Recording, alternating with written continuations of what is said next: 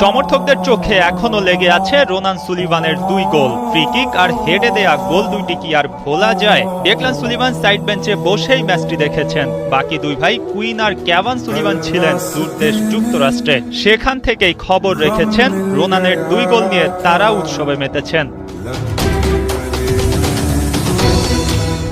পাকিস্তানের বিপক্ষে সাফ অনূর্ধ্ব-20 চ্যাম্পিয়নশিপে 2-0 গোলে জিতেছে বাংলাদেশ। দুইটি গোলই করেছেন অভিষিক্ত রোনান সুলিভান। মাত্র সপ্তাহখানেক আগে ঢাকায় পা রাখা এই ফুটবলারের নৈপুণ্যে অবাক দেশ। প্রথম ম্যাচেই রোনান বাড়িয়েছেন প্রত্যাশার পারদ। ভারত ম্যাচেও চোখ থাকবে তার দিকে। অভিষেকের অপেক্ষায় আছেন তার আরেক ভাই ডেকলান সুলিভান। ডিফেন্সটা সামলাবেন তিনি।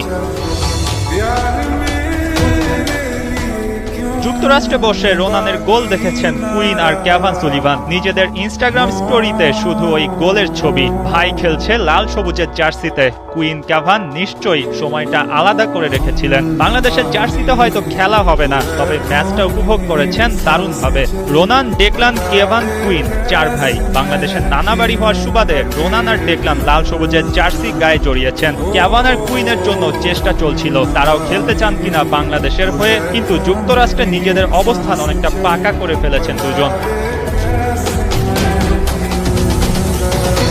বড় ভাই Quinn Sullivan midfielder, major league সকারের ফিলাডেলফিয়া ইউনিয়নের হয়ে খেলেন। যুক্তরাষ্ট্রের ন্যাশনাল টিমের হয়েও ডেবু হয়ে গেছে।